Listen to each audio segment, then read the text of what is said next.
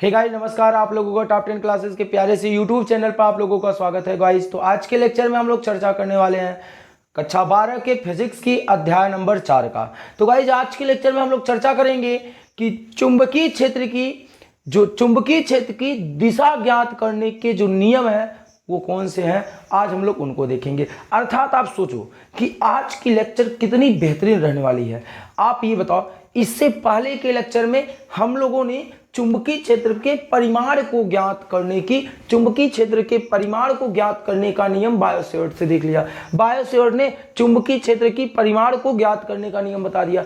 परंतु चुंबकीय क्षेत्र कौन सी राशि है? सदिश राशि है। चुंबकीय क्षेत्र की तीव्रता कौन सी राशि है? सदिश राशि है। तो भाई उसको सदिश राशि है, उसे दिशा की जरूरत पड़ेगी। अब दिशा कैसे ज्ञात किया जाए? तो दिशा ज्ञात करने के लिए हमारे पास ने जितने नियम है, आइए उतने नियम को हम लोग व्याख्या कर लेते हैं। बिल्कुल आसान भाषा में, एकदम खुद हाथ या जिस हिसाब से वहां आपको समझाएंगे कि आपको एकदम आसान तरीके से समझ में आ जाएगा। तो गाइस जो चैनल पर नए होंगे वो चैनल को सब्सक्राइब करेंगे और दोस्तों के साथ वीडियो को आज जबरदस्त शेयर करेंगे और अपना जो वीडियो पसंद आए तो वीडियो को लाइक करके जाइएगा। तो चलिए आज लेक्चर स्टार्ट करते हैं, ध्यान से समझिएगा। सबसे पहला नियम है दाएं हाथ की हथेली का नियम। दाएं हाथ की हथेली का नियम। दायां हाथ आपका दिखाई पड़ रहा होगा, आप अपने दाएं हाथ को ले लीजिएगा। ठीक, यदि क्या करते हैं हम लोग, एक अपने दाएं हाथ को ले लेते हैं। देखिए ये आपका दायां हाथ है। ठीक, ये आपका दायां हाथ, ये आपका नहीं, मेरा दायां हाथ है। ठीक, अब यदि हम दाएं हाथ को इस प्रकार दाएं हाथ की हथेली को इस प्रकार फैलाएं कि अंगूठा इस अंगुली के लंबवत हो जाए। ध्यान से समझिएगा, मार्कर को हम रख दे रहे हैं, फिर आपको समझा रहे हैं। यदि हम दाएं हाथ की हथेली को इस प्रकार फैलाएं कि अंगूठा फैली हुई अंगुली के लंबवत हो जाए, अर्थात यहां 90 अंश का एंगल बन जाए। ये देख रहे हैं, इस प्रकार फैलाइएगा। यदि हम अपने दाएं हाथ को इस प्रकार फैलाएं कि अंगूठा और फैली हुई अंगुलियां एक दूसरे के लंबवत हो जाए, तो अंगूठा चालक में बहने वाली धारा की दिशा को व्यक्त करती है। ये जो अंगूठा है ये चालक में बहने वाली धारा की दिशा को व्यक्त करेगी। और ये जो फैली हुई अंगुलियां हैं वो उस तरफ करना है आपको जिस बिंदु पर चुंबकीय क्षेत्र की तीव्रता ज्ञात करनी है। आप ऐसे देखिएगा, जैसे आपको क्या करना है, आपने क्या कर लिया कि कोई चालक ले लिए। अब इस चालक में I एम्पियर की धारा प्रवाहित कर दी, तो इस चालक के चारों तरफ चुंबकीय क्षेत्र उत्पन्न होगा। अगर आप मान लेते हैं कि इस चालक से इस बिंदु P पर क्या ज्ञात करना है, चुंबकीय क्षेत्र की तीव्रता ज्ञात करनी है। तो हम करेंगे क्या, हम इस अपने दाहिने हाथ को इस प्रकार, दाहिने हाथ की अंगुलियों को इस प्रकार फैलाएंगे कि अंगूठा और अंगुलियां एक दूसरे के क्या हो जाए, लंबवत हो जाए। फिर उसके साथ साथ ये अंगुली उस बिंदु की ओर लेके जाएंगे जिस बिंदु पर चुंबकीय क्षेत्र ज्ञात करना है, उस बिंदु की तरफ लेके जाएंगे जिस बिंदु पर चुंबकीय क्षेत्र क्या करना है, ज्ञात करना है। तो चलिए देखिएगा, अब हम अपने दाएं हाथ के, ध्यान से समझिएगा, अब हम लोग जो है क्या करते हैं, अपने दाहिने हाथ की अंगुलियों को उस बिंदु की तरफ कर लेते हैं जिस बिंदु पर चुंबकीय क्षेत्र की तीव्रता ज्ञात करना है। तो हमने देखिए P पे ज्ञात करना था, तो हम इस दाहिने हाथ की अंगुलियों को इस बिंदु P की ओर कर लेते हैं जिस पे चुंबकीय क्षेत्र ज्ञात करना है। अब ये जो हथेली है, ये हथेली क्या बता रहा है, लंबवत ऊपर की तरफ। हथेली क्या बता रहा है, चुंबकीय क्षेत्र की दिशा को बता रहा है, अर्थात चुंबकीय क्षेत्र की दिशा लंबवत बाहर की तरफ होगा। अर्थात चुंबकीय क्षेत्र की दिशा लंबवत किधर होगा, बाहर की तरफ होगा। गाइज पुनः एक बार फिर से समझिएगा, यदि हम दाएं हाथ की अंगुलियों को इस प्रकार फैलाए या दाएं हाथ की हथेली को इस प्रकार व्यवस्थित करें कि ये अंगूठा और ये फैली हुई अंगुलियां एक दूसरे के लंबवत हो और अंगूठा चालक में बहने वाली धारा की दिशा को व्यक्त करे, और ये फैली हुई अंगुलियां उस बिंदु P की ओर इंगित करें, उस बिंदु की ओर इंगित करें जिस पे चुंबकीय क्षेत्र ज्ञात करना है, जिस पे चुंबकीय क्षेत्र ज्ञात करना है। तो ये जो आपका हथेली है वो चुंबकीय क्षेत्र की दिशा को व्यक्त करता है। तो हथेली किधर है? लंबवत बाहर की तरफ। हथेली क्या है? लंबवत बाहर की तरफ। तो चुंबकीय क्षेत्र की दिशा लंबवत बाहर की तरफ होता है। गाइस, आपको जो ये चित्र है, ये जो डायग्राम है, वो आपको यहाँ स्क्रीन पर बढ़िया सा दिखाई पड़ रहा होगा। देखिएगा, इस स्क्रीन पर आपको दिखाई पड़ रहा होगा ऐसे कुछ हथेली बनाई गई होगी, और हथेली की जो फैली हुई अंगुलियां हैं वो चुंबकीय क्षेत्र की ओर इंगित कर रही होंगी कि जिस बिंदु P पर चुंबकीय क्षेत्र ज्ञात करना है उधर की तरफ ये फैली हुई अंगुलियां इंगित कर रही हैं।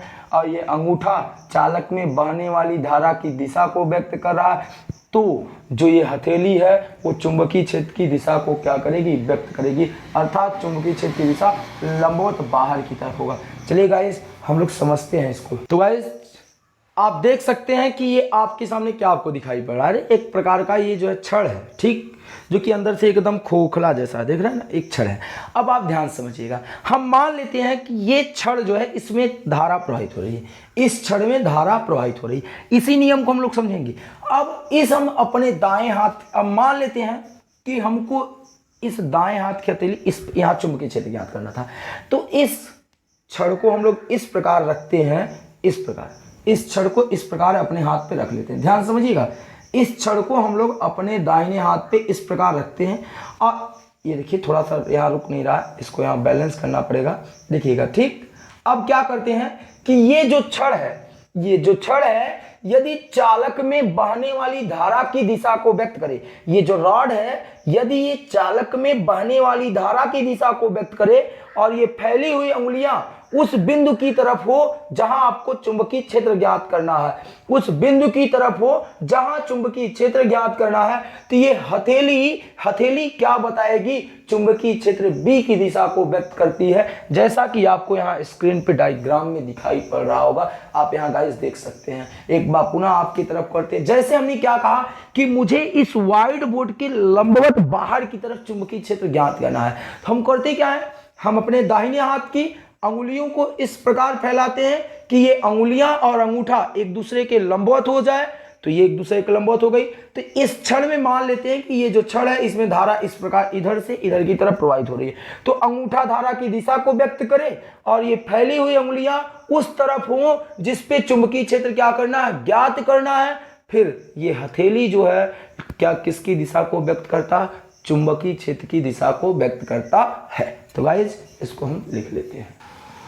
तो गाइज इस प्रकार आप दाएं हाथ की हथेली के नियम को समझ सकते हैं। क्या हमने लिखा?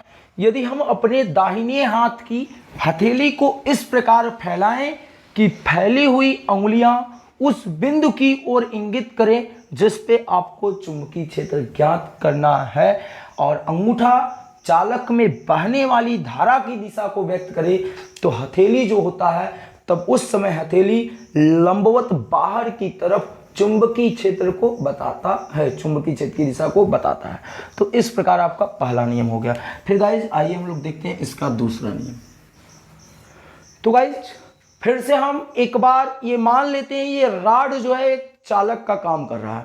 इस चालक में धारा अंदर से बाहर की तरफ प्रवाहित हो रही है। ध्यान समझिएगा, ये रॉड जो है एक चालक का व्यवहार कर रहा है, चालक की तरह व्यवहार कर रहा है, और इस चालक में अंदर से बाहर की तरफ धारा प्रवाहित हो रही है।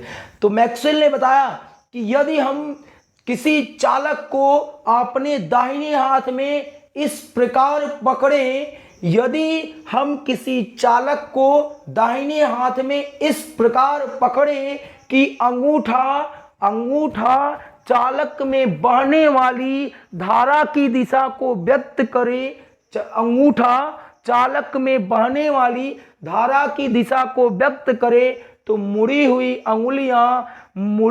अंगुलियां चुंबकीय बल रेखाओं की दिशा को व्यक्त करती है या चुंबकीय क्षेत्र की दिशाओं को व्यक्त करती है।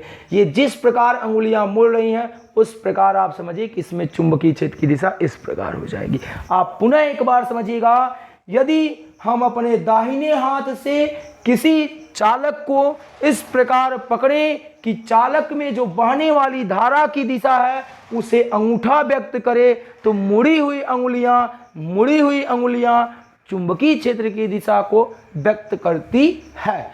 ध्यान से समझिएगा गाइस, क्या कर रहा है, यदि हम दाएं हाथ से चालक को इस प्रकार पकड़े कि चालक में बहने वाली धारा की दिशा अंगूठा व्यक्त करे।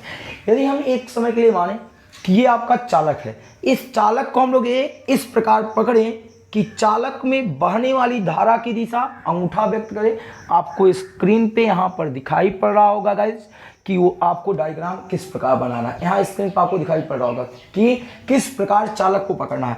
यदि हम चालक को इस प्रकार दाहिने हाथ से पकड़े कि अंगूठा चालक में बहने वाली धारा की दिशा को व्यक्त करे, तो ये मुड़ी हुई अंगुलियां चुंबकीय क्षेत्र की दिशाओं को क्या करती हैं, व्यक्त करती हैं। वो आपको यहाँ स्क्रीन पे दिखाई पड़ रहा होगा, आप देख सकते हैं।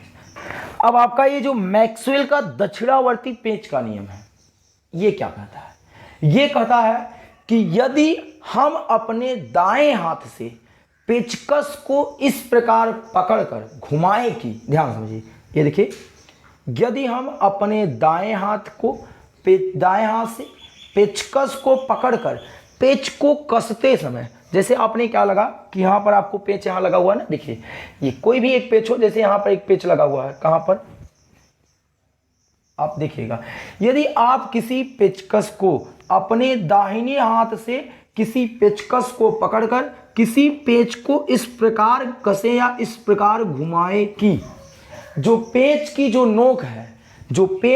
नोक है वो धारा की दिशा में आगे की तरफ बढ़े।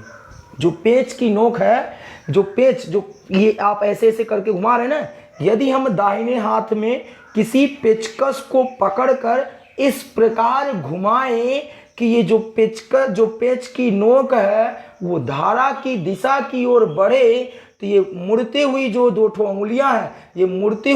अंगुलियां हैं, ये चुंबकीय क्षेत्र की दिशा को व्यक्त करती हैं। कितना प्यारा सा नियम है, ध्यान समझिए। मैंने क्या कहा, यदि हम अपने दाहिने हाथ से पेचकस को पकड़कर किसी पेच को इस प्रकार घुमाए, पेच मतलब जो आप लोग कसते हैं कि जिसे आप क्या कहते हैं उसे पेच ना, तो जिस प्रकार उस पेच को इस प्रकार घुमाए कि पेच की नोक चालक में बहने वाली धारा की दिशा की तरफ बढ़े, तो जो ये दो अंगुली और एक अंगूठा जिस प्रकार घूम रहा है वो चुंबकीय क्षेत्र की दिशा को व्यक्त करती है। इसको भी लिख लेते हैं, ठीक, ध्यान समझिएगा क्या लिखा है।